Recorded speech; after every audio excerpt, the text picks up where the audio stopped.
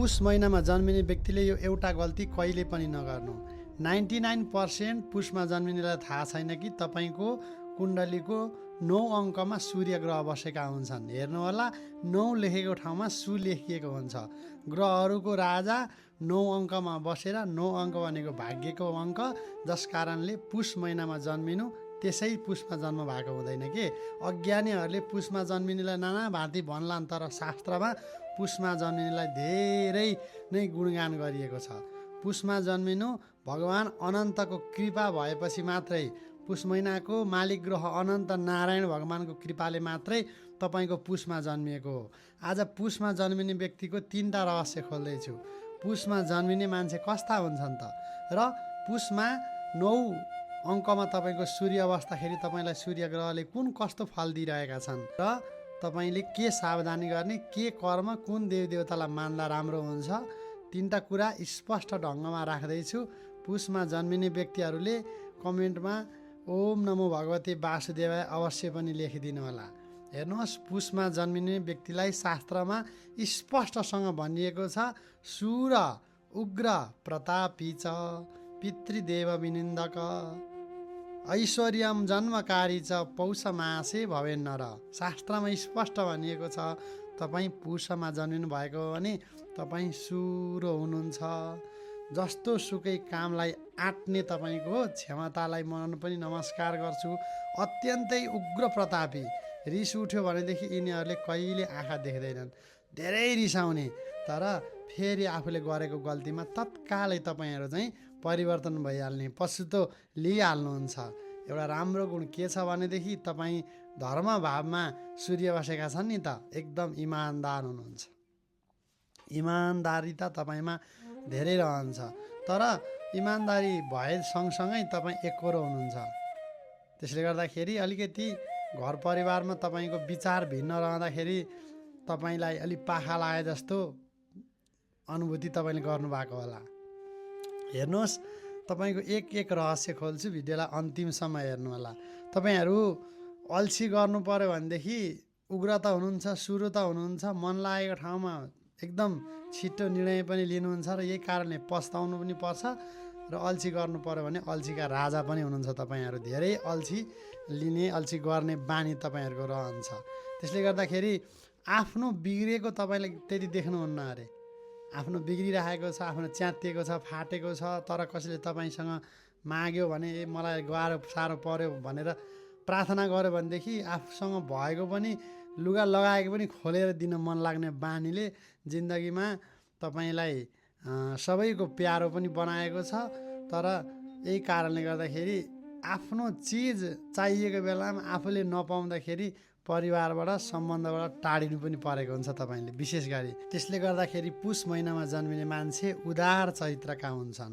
यिनीहरू खर्च गर्न एकदम माहिर हुन्छन्। पैसा जोगाउन नसकेर तपाईँको जिन्दगीमा कमाउनु त हुन्छ, तर कमाएको कहाँ गयो भने तपाईँलाई थाहै हुँदैन। जोगाउने बानीको तपाईँलाई चाहिँ एउटा बानी राख्नै जान्नुहुन्न। म त अब चाहिँ जोगाउँछु, अब कसैलाई पैसा दिन्न, जहाँ ऋण दिनुहुन्छ नि फँसिहाल्छ अरे पुषमा जन्मिनेले। ऋण दियो कि त्यो मान्छे टाढिन्छ, तर पैसाको कारणको व्यवहार, जुन पैसाको व्यवहार छ नि, त्यसले तपाईँलाई जहिले पनि दुखित तुल्याउँछ।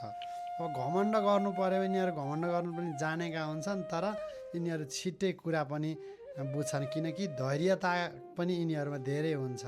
यस्तै हो भनेर स्वीकार गर्ने तपाईँहरूको चाहिँ क्षमता हुन्छ। र मेहनतको कुरै नगरौँ, मेहनत गर्न एकदमै सिपालु, सुरो प्रकृतिको भनिएको छ नि त, उग्र प्रतापी, प्रताप उग्र हुन्छ अरे। यिनीहरूले कसैको हानि गर्न चाह्यो भनेदेखि, जो खेदो खन्न चाह्यो भनेदेखि 12 महिना मध्येमा पुषमा जन्मिनेलाई चाहिँ कसैले जित्न सक्दैन अरे। एकोरिनु पर्यो, झगडा गर्नु पर्यो भनेदेखि तपाईँले आफ्नो कुरो सिद्ध गर्नु पर्यो, आफ्नो कुरो नै हो भन्नु पर्यो भनेदेखि तपाईँसँग सबैजना हार्न सक्छन्। त्यस्तो सुरो प्रकृति पनि ग्रहहरूले तपाईँलाई बनाएको हुन्छ।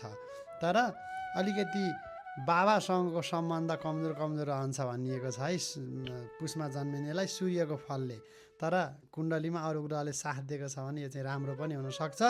त्यो भित्री कुरा हेर्नुपर्छ यसमा चाहिँ। तर पुषमा जन्मिने व्यक्तिहरू कामुकस् छ, लभ गुरु हुन्छन्। यिनीहरू एकदम कामी हुन्छन्।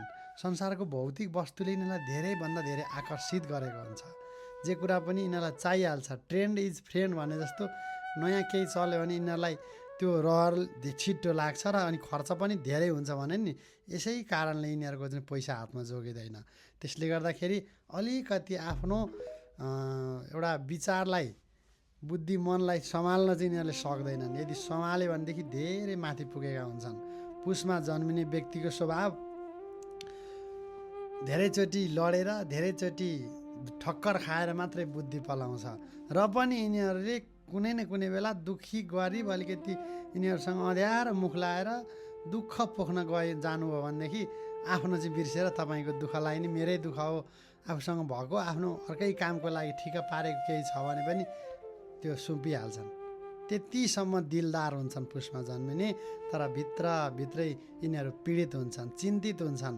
सबैको चिन्ता राख्ने बानी हुन्छ पुसमा जन्मिनेको। अब बोल्ने कला पुसमा जन्मिनेमा सामान्य नै हुन्छ। त्यसले गर्दाखेरि बोलेर एकदमै प्रभाव बनाउन चाहिँ यिनीहरूलाई, किनभने अलिकति लजालु प्रकृति पनि यिनीहरूमा हुन्छ, तर यिनीहरू चाहिँ भरोसा गर्न लायकका हुन्छन् है। यिनीहरूसँग चाहिँ भरोसा गर्न मजाले सकिन्छ, किनकि यिनीहरू धोका दिनेलाई मन पनि पराउँदैनन्। जसले धोका दिन्छ त्यस्तो व्यक्तिसँग फेरि सम्पर्कमा नआउँ भन्ने चाहना राख्छन् र आफूले पनि कसैलाई धोका नदिउँ भन्ने खालका प्रकृतिका हुन्छन्। अरूको प्राय मान्छेले अरूले उन्नति प्रगति गरेको देख्दाखेरि ईर्ष्या गर्छन् नि त, तर यिनीहरू कहिले ईर्ष्या गर्दैनन् अरे। अरूलाई पनि होस् भन्ने चाहना यिनीहरूको हुन्छ, आकर्षण बढी हुन्छ यिनीहरूमा। तर कुनै सानो सानो कुराले पनि यिनीहरूलाई एकदमै आकर्षित बनाएको हुन्छ। यिनीहरूले सम्बन्ध निभाउनु पर्यो भनेदेखि ज्यान दिएर पनि त्यो सम्बन्धलाई निभाउँदछन्, तर सम्बन्धमा चिट गर्नेहरूसँग चाहिँ यिनीहरू एकछिन पनि बस्न रुचाउँदैनन्। बरु